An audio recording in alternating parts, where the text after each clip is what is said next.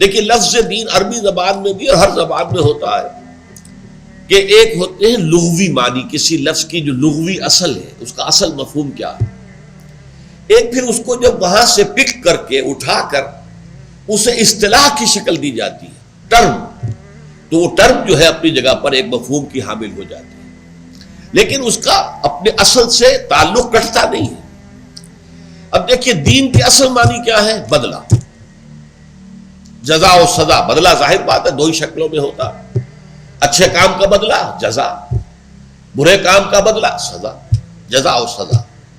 اسی معنی میں یہ سورہ فاتحہ میں آیا مالک یوم الدین، جزا و سزا کے دن کا مالک، مختار مطلق، بدلے کے دن کا مختار مطلق، اسی کا فیصلہ چلے گا۔ چنانچہ اس وقت کہا جائے گا لمن الملک اليوم للہ الواحد القہار، آج کس کے لیے بادشاہی ہے؟ کون مقتدر اعلیٰ ہے؟ کہاں ہے وہ جو دنیا میں شہنشاہ کہلائے جاتے تھے؟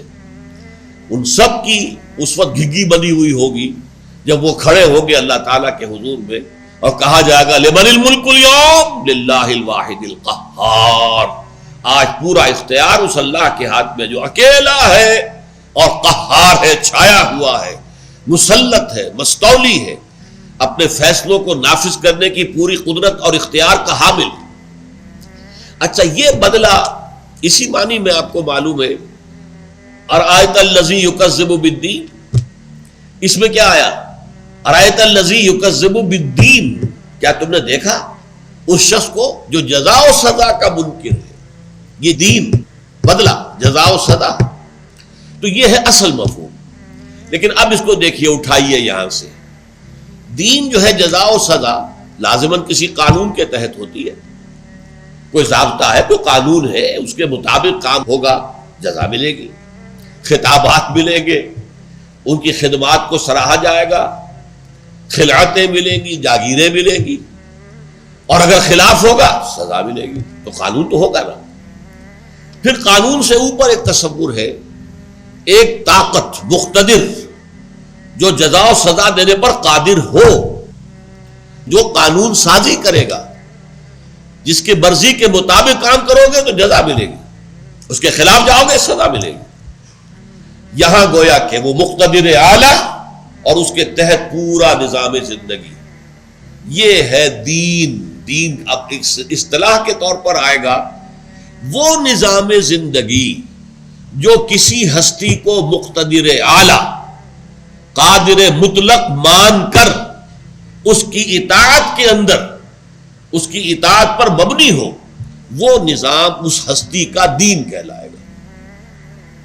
مثال کے طور پر سورہ یوسف میں فرمایا ما کان لیأخذ اخاہ فی دین الملک، حضرت یوسف علیہ السلام اپنے جو حقیقی بھائی تھے بنیامین، انہیں اپنے پاس روکنا چاہتے تھے، لیکن جس بادشاہ کا قانون اور نظام چل رہا تھا، حضرت یوسف بادشاہ نہیں تھے، وہ تو سمجھیے کہ وزیر زراعت تھے یا وزیر مال تھے یا چیف سیکریٹری تھے، جو بھی کہتے، بہت بڑا عہدہ تھا، لیکن بادشاہ تو نہیں تھے۔ بادشاہ تو وہ تھا جس نے خواب دیکھا تھا، جس کے خواب کی تعبیر حضرت یوسف نے بتائی، تو وہ جیل سے رہا بھی ہوئے اور ان کو وہ مقام اعلیٰ حاصل ہوا۔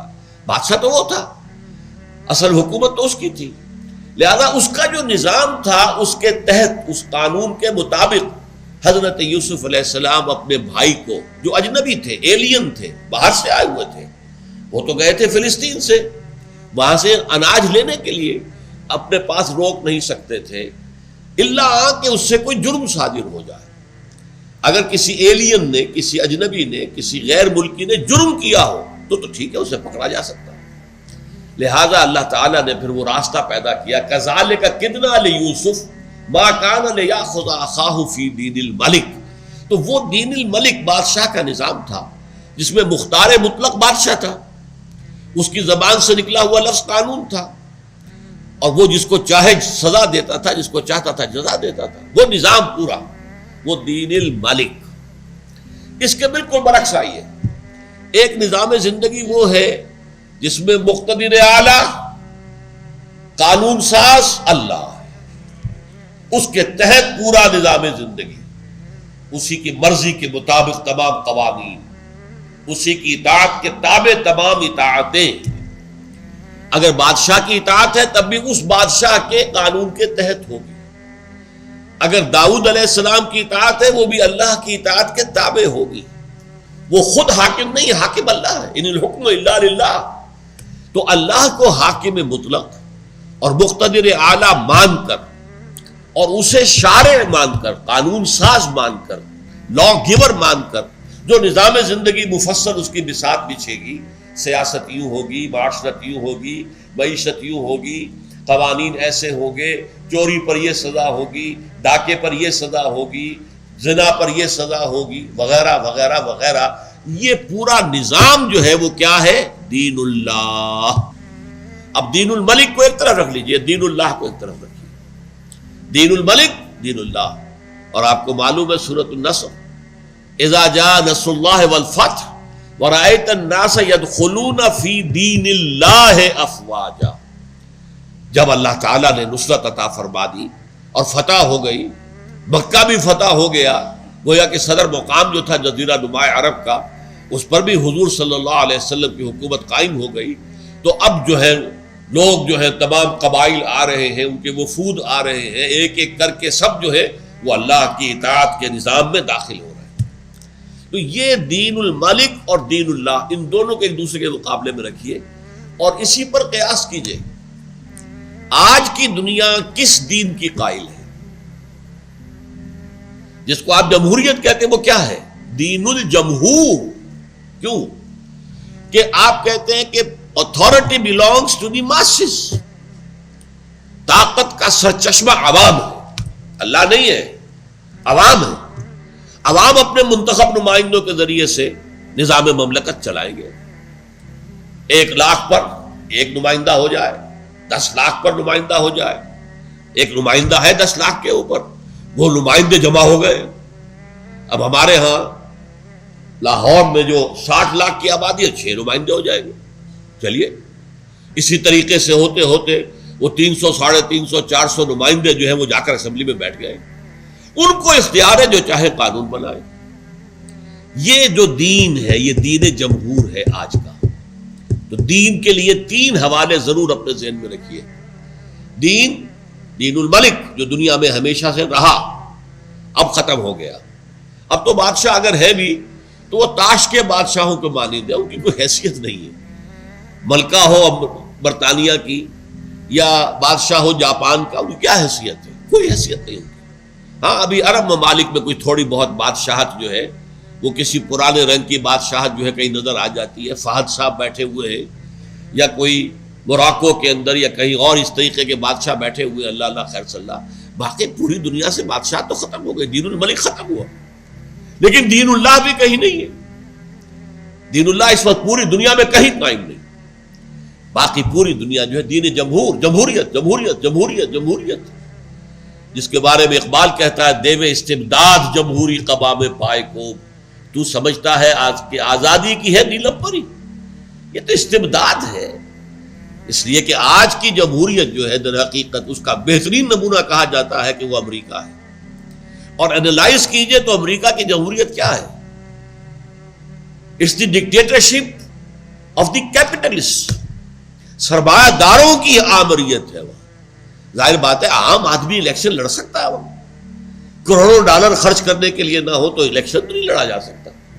یہ تو جو اوپر کی ایلیٹ ہے، ویلدی ایلیٹ، ان کا گیم ہے. ہمارے ہاں کیا ہے؟ یہ آمریت ہے جاگیرداروں کی، زمینداروں کی، وڈیروں کی، سرداروں کی.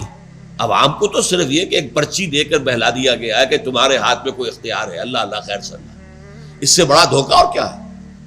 تو در حقیقت جمہوریت جس کا خواب کبھی والٹیئر نے اور روسو نے، وہ تو آج تک دنیا میں کہیں قائم ہوئی نہیں. مانتے ہیں جمہوریت کے علم بردار. لیکن یہ کہ اس وقت ہماری بحث یہ ہے کہ دین اللہ، دین الملک، دین الجمہور، یہ 3 اصطلاحات اپنے پورے تصور کے ساتھ آپ کے ذہن میں رہنی چاہیے. دین الحق جو ہے یہ اگرچہ مرکب اضافی ہے یہاں پر، ودین الحق، لیکن مرکب توصیفی کے معنی میں ہے. سچا دین، حقیقی دین، عدل و انصاف پر مبنی دین. اس لیے کہ عدل و انصاف پر مبنی دین وہی ہو سکتا ہے جو اس نے بنایا ہو جو سب کا خالق ہے، مردوں کا خالق بھی وہ، عورتوں کا خالق بھی وہ، اسی طریقے سے مزدوروں کا خالق بھی وہ اور سرمایہ داروں کا خالق بھی وہ، اسی طریقے سے جو بھی کسی نظام میں جن کے ہاتھ میں اختیارات آ جائیں، حکومت ہو، ان کا خالق بھی وہ ہے اور جو عام لوگ ہیں ان کا خالق بھی وہ۔ تو وہی ایک معتدل اور ایک منصفانہ نظام دے سکتا ہے جس میں عورت کے حقوق بھی ہوں، مرد کے حقوق بھی ہوں، ان میں توازن ہو۔ وہ جانتا ہے کہ اس نے عورت میں کیا رکھا ہے، مرد میں کیا رکھا ہے، مرد کے وظائف کیا ہیں، فرائض کیا ہیں، عورت کے وظائف کیا ہیں، فرائض کیا ہیں، اور ان کے درمیان کیا اعتدال ہونا چاہیے، وہی بتا سکتا، کوئی اور تو نہیں۔ مرد سوچے گا تو وہ اپنی بات سوچے گا، عورت سوچے گی تو وہ اپنی بات سوچے گی، جو دونوں کے لیے مناسب ہو اور بہترین ہو وہ تو سوچ سکتا ہے صرف اللہ۔ اس نے وہ دین حق دیا ہے جس کی تکمیل ہوئی محمد رسول اللہ صلی اللہ علیہ وسلم پر۔ الیوم اکملت لکم دینکم واتممت علیکم نعمتی ورضیت لکم الاسلام دینا۔ تو وہی تو ہے اللہ جس کا فیصلہ ہے کہ وہ اپنے نور کا اتمام فرما کر رہے گا، جس نے بھیجا ہے اپنے رسول محمد کو صلی اللہ علیہ وسلم دو چیزیں دے کر، الہدا، the guidance, the final guidance, the total guidance, the complete guidance, اور دین حق، ایک ایسا نظام زندگی جو حق پر مبنی ہے، صداقت پر مبنی ہے، سچائی پر مبنی ہے، عدل پر مبنی ہے، انصاف پر مبنی ہے۔